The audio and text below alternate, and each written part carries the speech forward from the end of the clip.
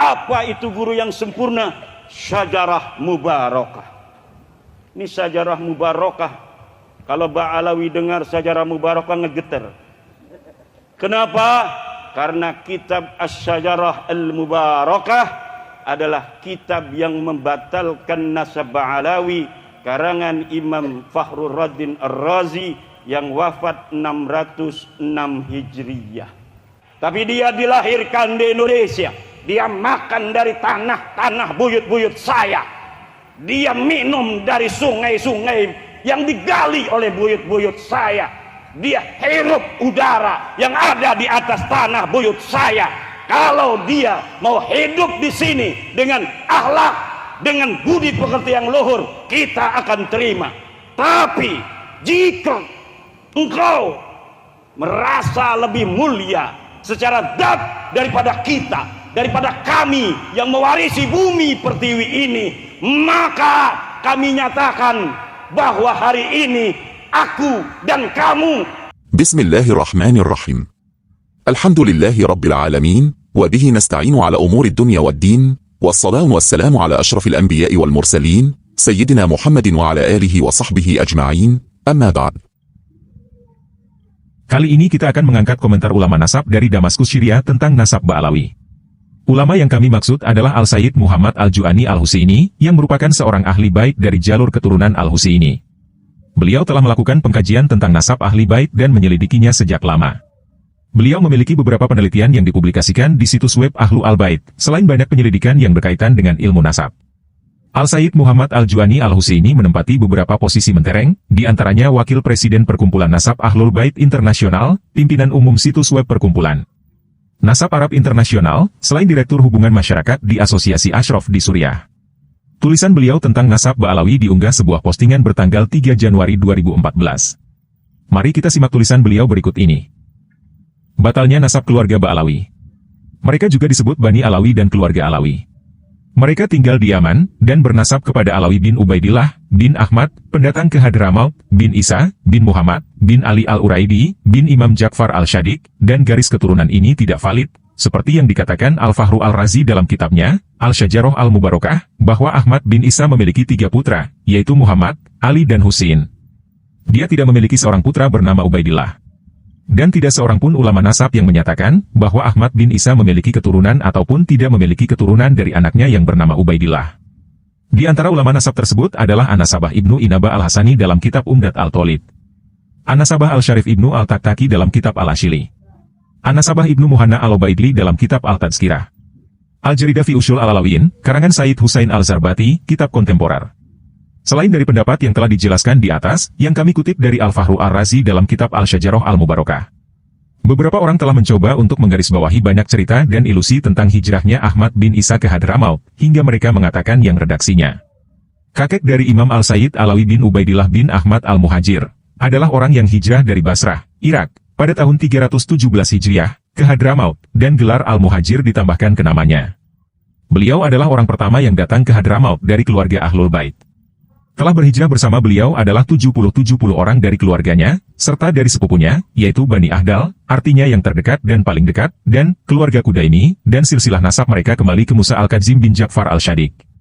70 orang yang dimaksud, tidak satupun dari mereka telah diidentifikasi. Artinya mereka tidak diketahui keturunan atau nasabnya.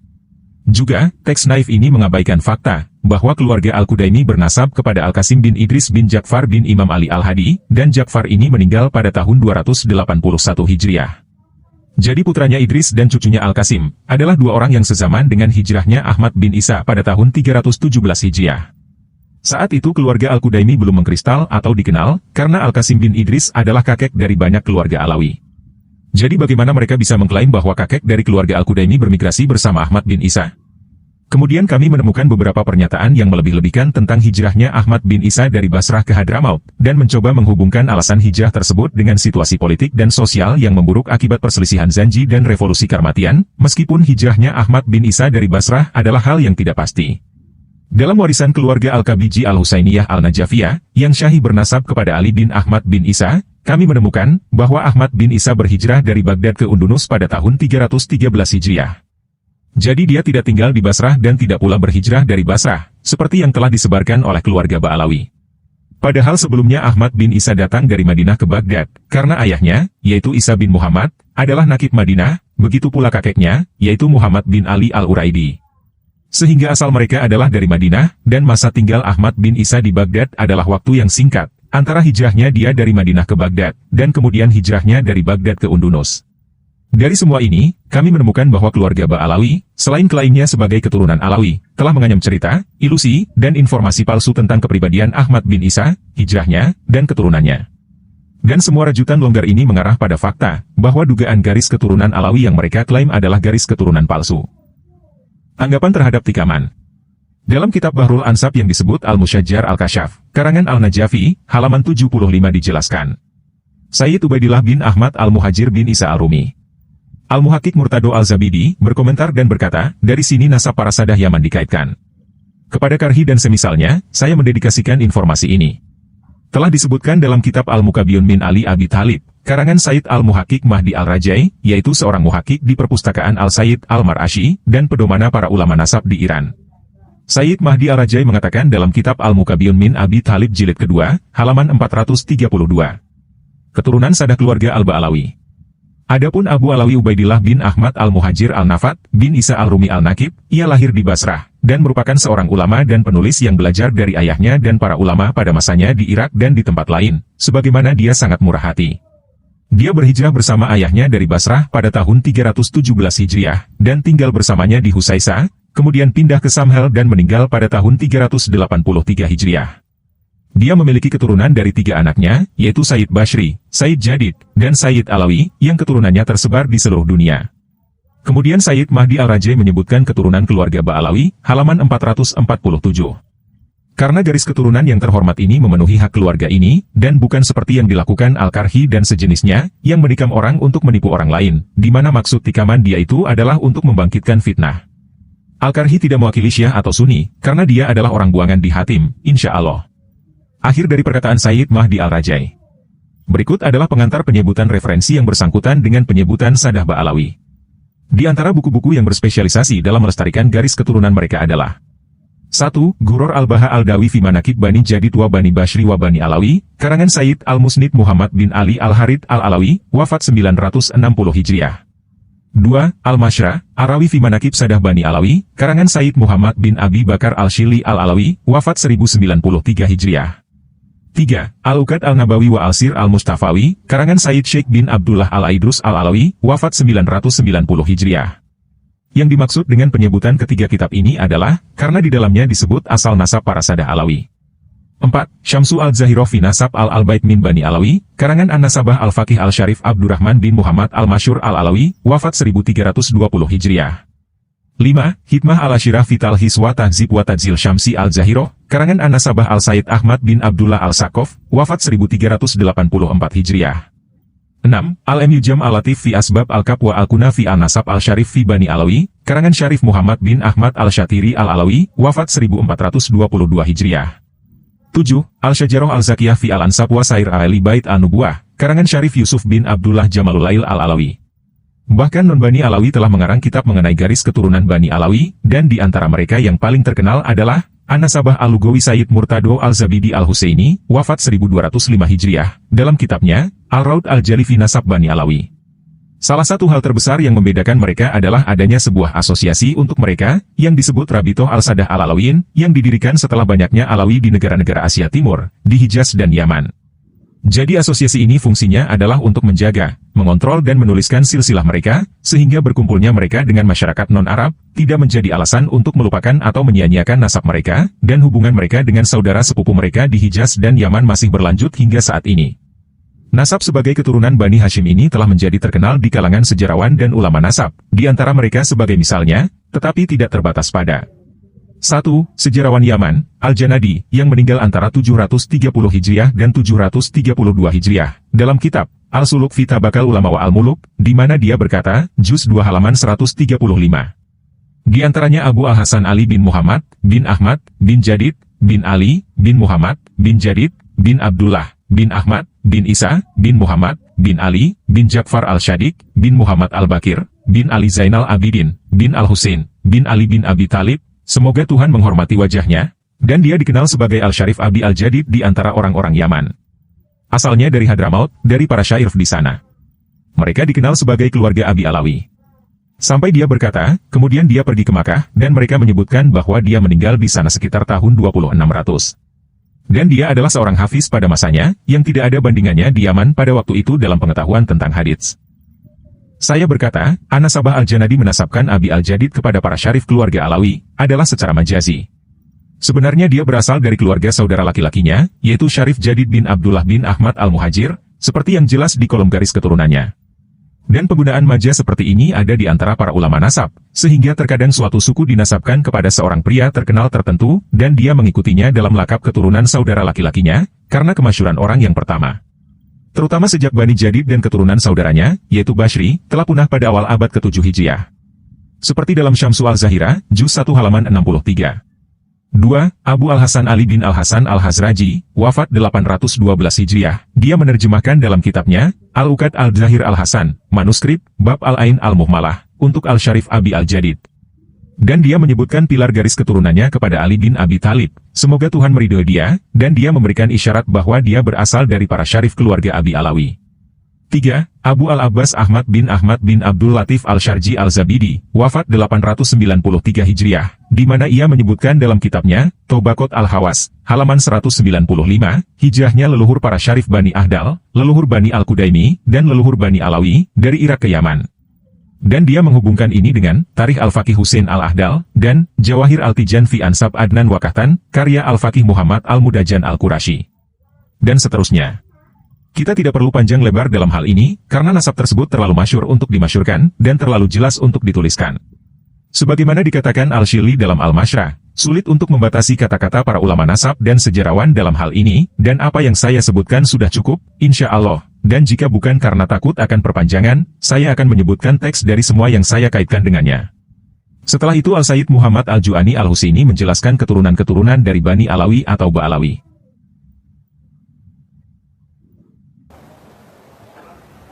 Para Kiai Mustafa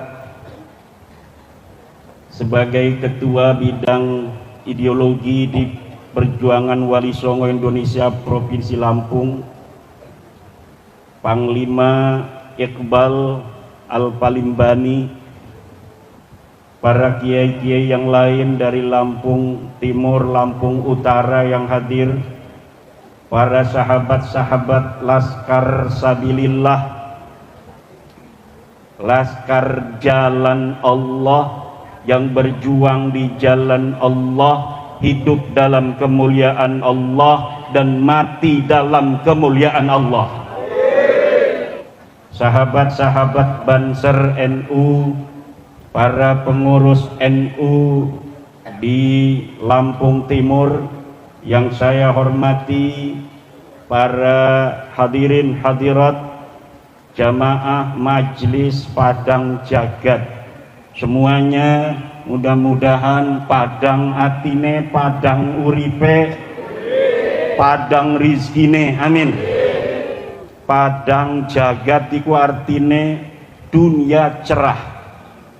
Padang jagat, dunia cerah, rutinan padang jagat adalah sebuah upaya sahibu padang jagat dan jamaahnya bagaimana dapat mencerahkan dunia ini, bagaimana dapat mencerahkan jiwa-jiwa yang gulita, bagaimana mencerahkan jiwa-jiwa yang gelap. Wahai engkau yang berhati gelap, wahai engkau yang selalu berjalan dalam kesesatan, ingatlah bahwa engkau akan mati. Engkau tidak akan bisa berlari dari kematian walaupun engkau sedang berada di dalam sebuah benteng yang kokoh. Itu adalah salah satu kitab Somala Mak Lampir. Tapi yang diajarkan di Padang Jagat ini kitab Somala Sunan Giri. Saya sudah melihat manuskrip kitab Sumala yang dimiliki oleh Mbah Amin ini, bagaimana di dalamnya ada sanad dari buyut beliau Mbah Nuriman sampai ke Kanjeng Nabi besar Muhammad sallallahu alaihi wa alihi wasallam. Ajaran-ajaran Wali Songo yang hari ini mulai banyak dibuka, manuskripnya hari ini banyak dibaca. Ternyata apa yang ada di dalam isi-isi daripada ajaran leluhur-leluhur kita tidak kalah oleh ajaran-ajaran ulama-ulama Timur Tengah hari ini.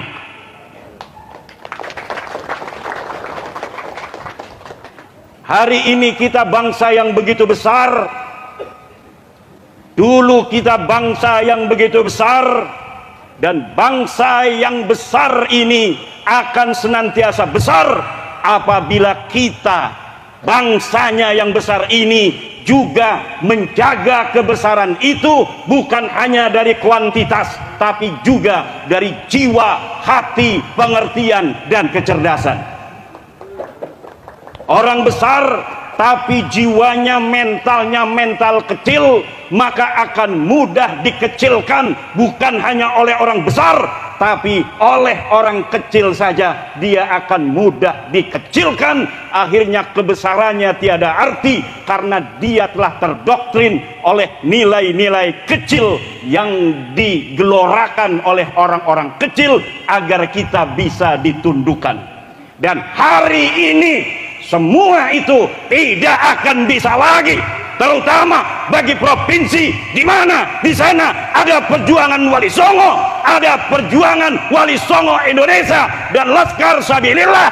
Maka di provinsi itu bangsa Indonesia tidak akan bisa lagi dikecilkan oleh siapapun juga, apalagi oleh orang-orang yang memang kecil, orang-orang yang memang tidak berilmu. Kiai-kiai kita ilmunya ala-alim ala-allamah, baca kitabnya pinter-pinter, tapi karena didoktrin, maka kiai yang alim allamah kemudian nilainya bisa kalah oleh tukang marawis. Betul?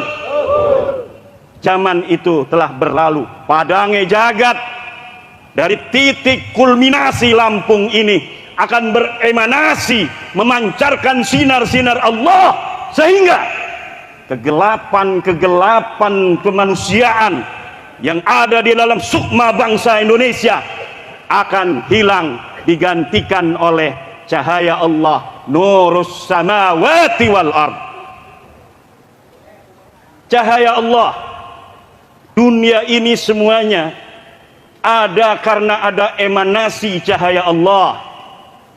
Nurus samawati wal ard masalu nurihi kamiskatin fiha misbah wal misbahu fi zujajah az-zujajatu ka'annaha kawkabun durriyun yuqadu min syajaratin mubarakatin zaitunatin la syarqiyatin wala gharbiyah yakadu zaituha yudhi'u walau lam tamsashu nar nurun ala nur yahdillahu linurihi man yasha wa yadribullahu al-amthala linnas wallahu bikulli syai'in alim. Cahaya Allah datang kepada manusia, datang kepada gunung, datang kepada lautan, datang kepada hewan-hewan, datang kepada pepohonan, datang kepada hati orang-orang yang mukmin. Tumbuhan yang kena cahaya Allah, dia akan tumbuh subur. Lautan yang kena cahaya Allah akan mengandung ikan-ikan yang bisa untuk dimakan oleh manusia. Gunung-gunung yang mendapatkan sinaran Allah, maka dia akan menjadi pasak untuk bumi ini agar tetap tegap ila yaumil qiyamah. Cahaya Allah yang masuk kepada kita, orang-orang yang mukmin ini, seperti cahaya yang ada di miskat, kamiskat ada di tempat lampu. Fiha misbah, yang di dalamnya ada cahaya keimanan kita. Al misbahu fi jujajah, lentera ini ada di dalam kaca. Kaca itu adalah hati. Az-zujajatu ka'annaha kaukabun durri. Kaca itu ibarat kaukab, bintang-bintang di angkasa raya. Durriyun, yang bagaikan intan berlian. Yuqadu, yang dapat dihidupkan min syajaratin mubarakah, dari guru-guru yang mumpuni, dari guru-guru yang ikhlas. Zaitunatin, yang menjadi pembakar, yang menjadi bahan bakar, spirit, semangat. La syarqiyatin wala gharbiyah, yang tidak ada di timur, tidak ada di barat, tetapi dia di tengah-tengah, tidak mencela, tidak mencre, tetapi dia teguh pendirian. Guru yang syajaratin mubarakah akan menumpuhkan keyakinan di dalam hati murid-muridnya untuk juga tumbuh menjadi manusia-manusia kamil, manusia-manusia yang sempurna, manusia-manusia yang hanya menjadi hamba daripada Allah, tidak akan menjadi hamba dari apapun selain Allah subhanahu wa ta'ala. Murid-murid yang sempurna harus muncul dari guru-guru yang sempurna. Apa itu guru yang sempurna? Syajarah mubarakah. Ini syajarah mubarakah. Kalau Ba'alawi dengar syajarah mubarakah ngegeter. Kenapa? Karena kitab Asy-Syajarah Al-Mubarakah adalah kitab yang membatalkan nasab Ba'alawi, karangan Imam Fakhrur Raddin Ar-Razi yang wafat 606 Hijriyah. Tapi syajarah mubarakah yang ada di dalam ayat ini adalah guru yang ikhlas, guru yang bisa dijadikan contoh, guru yang bisa dijadikan tauladan, guru yang dapat memberikan spirit, guru yang dapat memberikan ruh, guru yang nilai-nilai cita-citanya kepada Allah untuk muridnya, kemudian mengangkat murid-murid ini menjadi orang-orang yang diangkat derajatnya, kemudian dihilangkan kebodohan dari dirinya. Oleh siapa?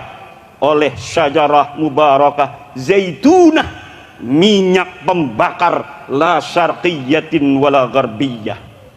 Kalaulah kita berada di lapangan, kita berdiri di lapangan di paling timur, maka ketika matahari ini muncul, maka dia tidak akan terkena sinaran matahari karena akan tertutupi pepohonan.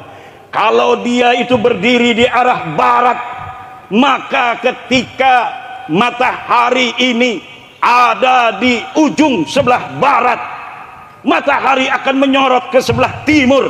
Dia yang berdiri di pinggir lapangan sebelah timur tidak akan terkena cahaya. Guru yang demikian bukanlah guru syajarah mubarakah zaitunatin la syarqiyah wala gharbiyah. Guru yang baik adalah guru yang berada di tengah-tengah lapangan.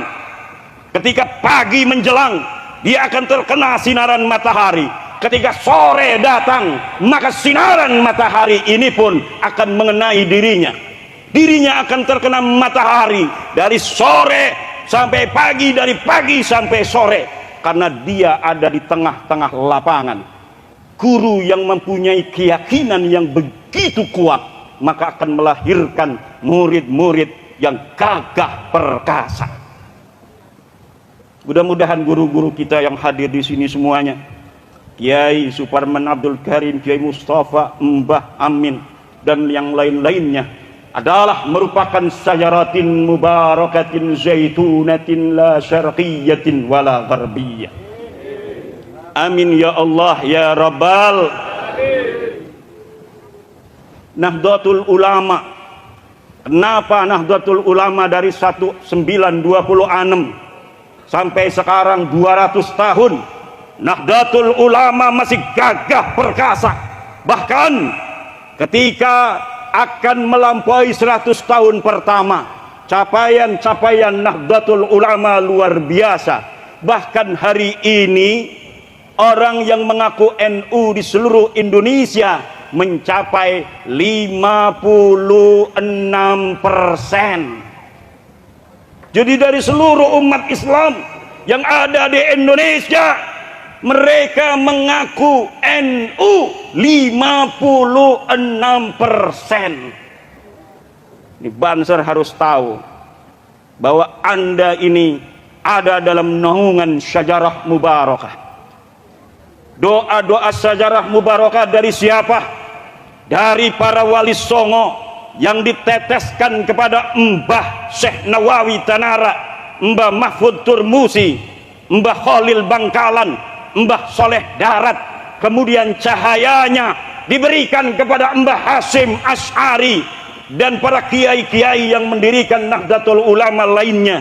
Kemudian syajarah mubarakah itu menelurkan, meniupkan ruh keikhlasan sampai kita hari ini yang ada di Nahdlatul Ulama, kemudian memancarkan cahayanya kepada seluruh bangsa Indonesia.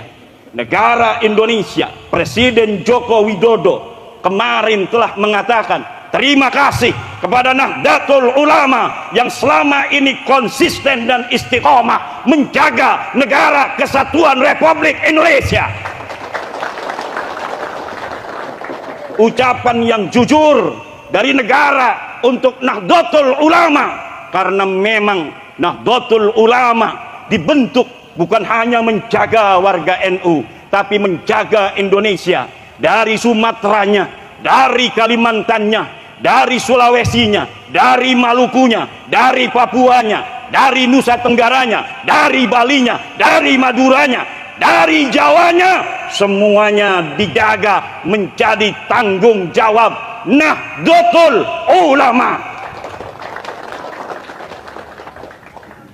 Tidak ada dalam sejarah Nahdlatul Ulama bagaimana Nahdlatul Ulama ingin mendirikan negara selain dari negara kesepakatan hari ini, yaitu Negara Kesatuan Republik Indonesia. Jangankan ketika negara memberikan apresiasi, bahkan ketika negara Indonesia dengan presidennya Soeharto di zaman Orde Baru menutup semua keran-keran ekonomi untuk Nahdlatul Ulama, apakah Nahdlatul Ulama pundung? Apakah Nahdlatul Ulama purik? Ente, Nahdlatul Ulama tetaplah Nahdlatul Ulama yang mempunyai komitmen bersama di dalam tubuhnya bahwa Negara Kesatuan Republik Indonesia ini adalah final dan wajib dijaga ila yaumil qiyamah. Tepuk tangan.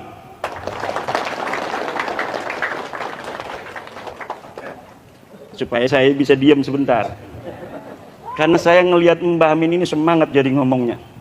Alhamdulillah, Padangnya Jagat. Ini saya senang sekali nama Padang Jagat itu. Nurun ala nur, cahaya di atas cahaya. Cahaya apa itu? Cahaya guru yang masuk kepada kita, membawa iman dan tauhid hari ini. Maka ketika tauhid sudah bersemayam di dalam hati kita, la ilaha illallah, tidak ada Tuhan kecuali Allah, tidak ada yang berhak disembah kecuali Allah. Kita adalah hambanya Allah, kita hanya budaknya Allah, bukan budak manusia yang mengaku sebagai turunan suci tanpa ilmu, nggak bisa baca kitab, kemudian menganggap orang berilmu, orang yang bisa baca kitab Fathul Qorib, orang yang bisa baca kitab Fathul Mu'in lebih rendah dari dia yang hanya bisa ngawang hadis. Orang semua bisa ngawang hadis. Mungkin manuk beo juga kalau diajarin tiap hari dia bisa ngawang hadis. Hari ini banyak orang berceramah, dia menghafal 1-2 hadis, kemudian apa? Kemudian dia ceramah kemana-mana. Waktu mudanya apa? Dia tidak pernah mondok. Waktu mudanya di terminal. mabok-mabokan kadang-kadang. Tapi kemudian dia pakai jubah kayak saya, beli dari Shopee. Dia pakai udeng-udeng yang gampang dipakai kayak saya, beli juga dari Shopee. Akhirnya apa? Dia merasa lebih alim dari kiai yang sejak umur 15 tahun sudah ada di pondok pesantren, menghafal kitab Amil, Narkib Amil, tamat ngaji Jurmiyah, Narkib Jurmiyah, tamat ngaji Fathul Qorib, matan takrib dulu kemudian Fathul Qorib, tamat ngaji Kasifatus Saja, tamat ngaji kitab Fathul Mu'in, tamat ngaji kitab Iqna', tamat ngaji kitab Nihayatul Muhtaj, Mughnil Muhtaj, Tuhfatul Muhtaj, tamat dia ngaji usul fikih Jam'ul Jawami, tamat dia ngaji ilmu balaghah. Dia katakan hari ini kiai semacam itu karena dia bukan daripada keluarga Ba'alawi, derajatnya lebih rendah daripada orang yang paling bodoh dari Ba'alawi. Manjing otak tora. Jawab. Manjing otak ora. Manjing otak ente. Ini ada orang Lampung, ada orang Jawa, ada orang Sunda, nenek moyangnya. Sekarang mah jangan ngaku-ngaku orang Banten, jangan ngaku-ngaku orang Demak, jangan ngaku orang Semarang, jangan ngaku orang Purworejo, jangan ngaku orang Palembang. Anda semua tinggal di Lampung adalah putra-putri Lampung. Di mana langit dijunjung, di situ bumi dipijak. Dari bumi Lampung ini kita makan, maka kita hormati tanah ini, kita jaga dan kita sayangi sampai kapanpun juga. Begitu juga siapapun orang yang merasa punya tanah air selain tanah air Indonesia, tapi dia dilahirkan di Indonesia, dia makan dari tanah buyut-buyut saya, dia minum dari sungai-sungai yang digali oleh buyut-buyut saya, dia hirup udara yang ada di atas tanah buyut saya. Kalau dia mau hidup di sini dengan akhlak, dengan budi pekerti yang luhur, kita akan terima. Tapi jika engkau merasa lebih mulia secara dat daripada kita, daripada kami yang mewarisi bumi pertiwi ini, maka kami nyatakan bahwa hari ini aku dan kamu adalah berbeda.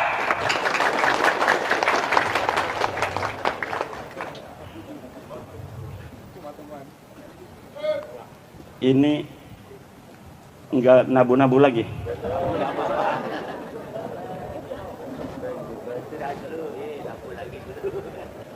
Dulur-dulur semua, kita berbicara tentang cahaya. Kenapa kita bicara tentang cahaya?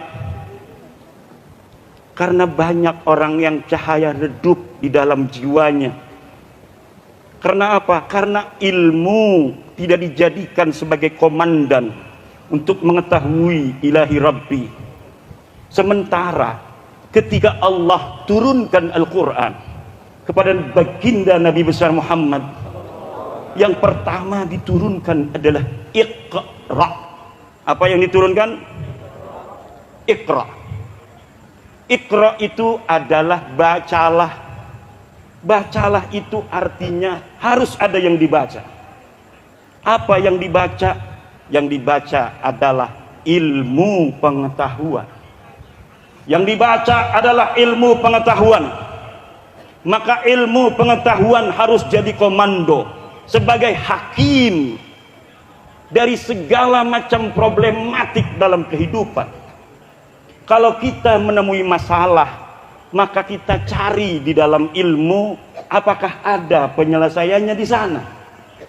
Apabila ilmu yang ada tidak bisa menyelesaikan masalah, maka kita tanya kepada orang yang tahu akan masalah itu. Kalaulah ilmu nahu, tanyakan kepada kiai.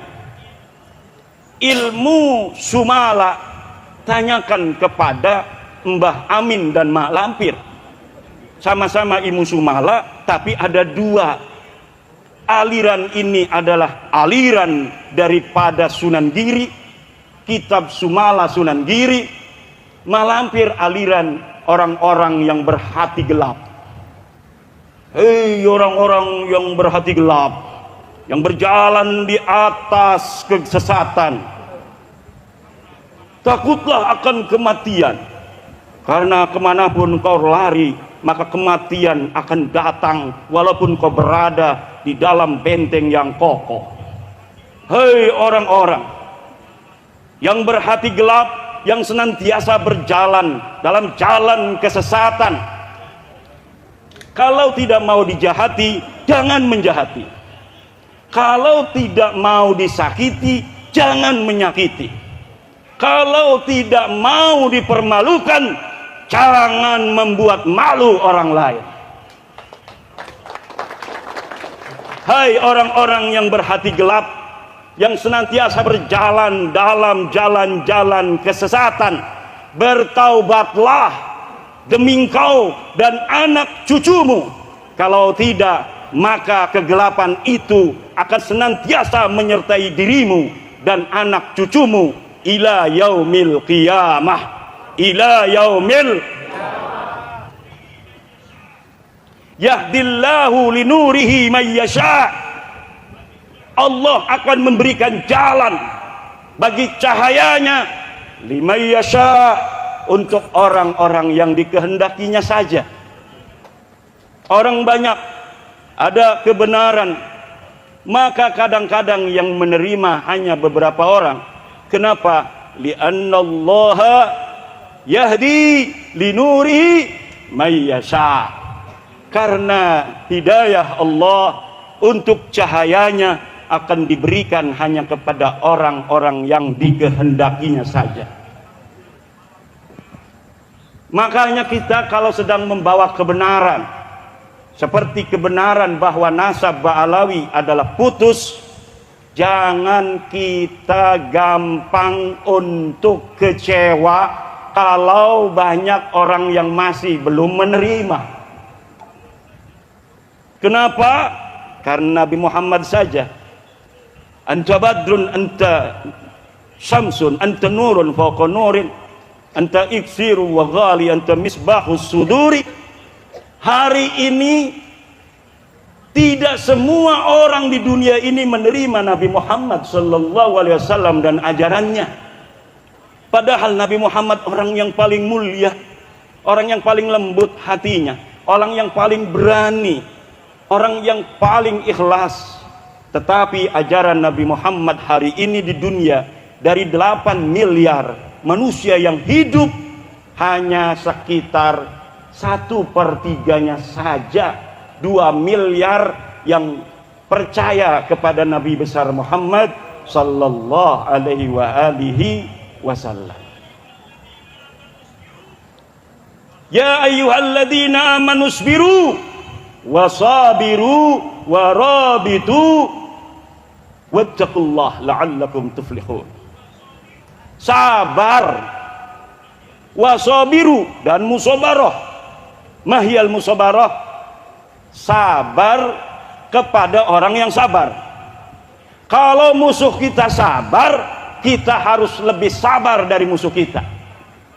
Musabarah itu adalah sabar kepada orang yang sabar. Kita ngadu sabar. Siapa yang lebih sabar dalam suatu keadaan, maka dia yang akan menjelma menjadi pemenang keadaan itu.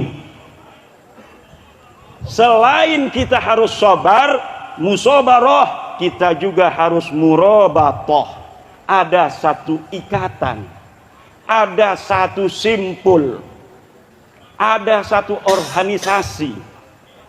Maka orang-orang yang telah meyakini mendapatkan cahaya Allah, bahwa kita hanya hamba Allah, tidak bisa ada ajaran mengatakan bahwa kita manusia diciptakan oleh Allah sama sebagai anak Adam, lalu kita ditakdirkan rendah dari manusia lainnya.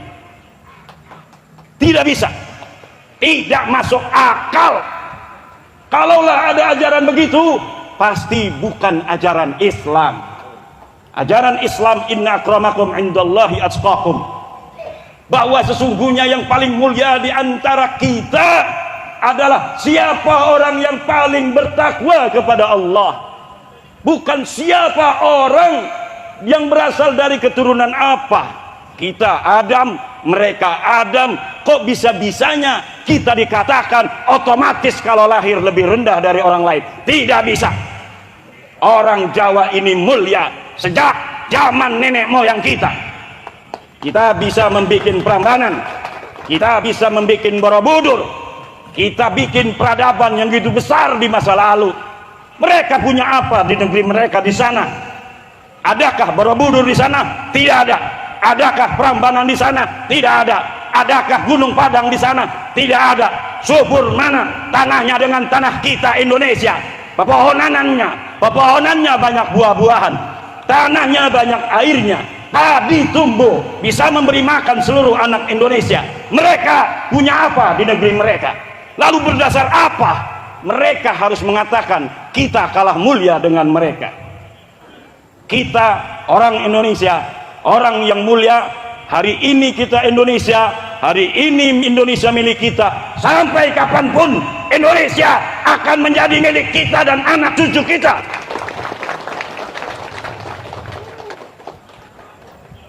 Tidak bisa, siapapun tidak bisa merebut Indonesia dari kita. Tidak Amerika, tidak Rusia, tidak Cina, tidak juga kau. Siapapun engkau tidak bisa merebut Indonesia, tidak bisa merebut sejarah Indonesia. Belanda hebat, pengen merebut Indonesia, berani berperang. Ada orang pengen merebut Indonesia, tidak berani berperang, beraninya menipu sejarah. Makam-makam dirubah, namanya makam Mbah Buyut diganti makam orang-orang Arab. Tidak bisa. Buyut kita ya buyut kita. Buyut kita mulia. Kenapa buyut kita mulia? Buktinya hari ini kita beriman kepada Allah Subhanahu wa ta'ala. Buktinya hari ini kita sholat. Buktinya hari ini kita puasa. Jangankan Ramadan, Raja baca puasa kalau orang Lampung, betul? Sehari paling. Kalau Banser paling 3 hari. Banser ada mau puasa anti bacok. Puasa Rajab males, puasa anti bacok megiat, betul? Itu namanya as-saumu li gharadin dunyawiyyin. Puasa karena ada tujuan. Tapi kalau ikhlas susah. Tahajud juga, betul? Ibu, kalau ngedenger suaminya demen lagi sama cewek lain, tahajud, bisa kita nangis, betul nggak? Tahajud jam 12:30 mulai tahajud dikir aja. Tapi kalau sedang tidak ada masalah, es baik, bener enggak? Kadang-kadang Allah karena cinta pada kita, kita yang lagi banyak duitnya, kita yang dagangnya lagi laris, kemudian melupakan Allah, sholat tidak dilaksanakan, puasa ketinggalan. Akhirnya karena cinta, Allah kasih dagang kita bangkrut. Untuk apa? Agar kita kembali kepada Allah. Maka dulur-dulur jaga de Padang jagat. Kalau kita sekarang lagi diberikan rizki yang banyak oleh Allah, ingatlah Allah. Tetaplah tunduk kepada Allah. Yang biasa tahajud jangan tinggalin. Yang biasa duha jangan tinggalin. Kenapa? Nanti kalau Allah rindu kepada kita, maka nanti apa yang kita dapatkan Allah tarik agar kita seperti dulu lagi. Betul? Dagang cilok rame, sholat jadi ketinggalan. Nanti kita lagi meleng, ciloknya ada yang bawa kabur. Akhirnya kita ingat sholat lagi. Nah, bagaimana orang yang tidak dicintai Allah? Orang yang tidak dicintai Allah, kalau dia jauh dari Allah, Allah tambahkan nikmatnya. Semakin dia jauh, semakin ditambah oleh Allah. Akhirnya semakin jauhlah dia daripada Allah, tidak dipanggil lagi, tidak ditarik lagi. Maka padangnya jagat pada malam hari ini, yang sudah rutinan di sini, istiqomahlah bersama Mbah Amin, ajak sahabat-sahabat, ajak keluarga. Semakin semarak, semakin banyak kita membawa teman, maka semakin banyak kesempatan kita mendapatkan pahala dari amal soleh yang dilakukan oleh orang-orang yang beramal soleh karena wasilah kita. Dulur-dulur, mungkin karena udah malam ini ya. Udah malam, mudah-mudahan nanti kita insya Allah 3 bulan, 4 bulan kesini lagi ingin menyapa, menengok, terutama nong-nongnya ini. Kalau begini-begini udah biasa banyak di Banten. Ini yang begini-begini jarang. Insya Allah nanti sama Kiai Suparman, PWI di Lampung, besok akan dibentuk lagi beberapa waktu lagi di Palembang, kemudian di Sumatera Utara, kemudian di Aceh, Riau, Jambi, Sumatera kita penuhi dengan cahaya-cahaya kebaikan Allah Subhanahu wa ta'ala, cahaya-cahaya kemerdekaan yang akan memerdekakan bangsa Indonesia dari kegelapan-kegelapan doktrin-doktrin sesat orang-orang yang tidak bertanggung jawab, yang selama ini mengatakan bangsa Indonesia rendah dari mereka. Sehingga nilai-nilai kemerdekaan ini yang sudah ada sejak tahun 45 kita merdeka, semakin kemerdekaan itu menyala-nyala, dan siapapun tidak bisa lagi untuk menjajah, bukan hanya menjajah daripada tanah air Indonesia, tapi juga tidak bisa menjajah akal, hati, nurani, sukma bangsa Indonesia ila yaumil qiyamah. Wallahu wal muwaffiq ila aqwamit thariq. Wassalamualaikum warahmatullahi wabarakatuh.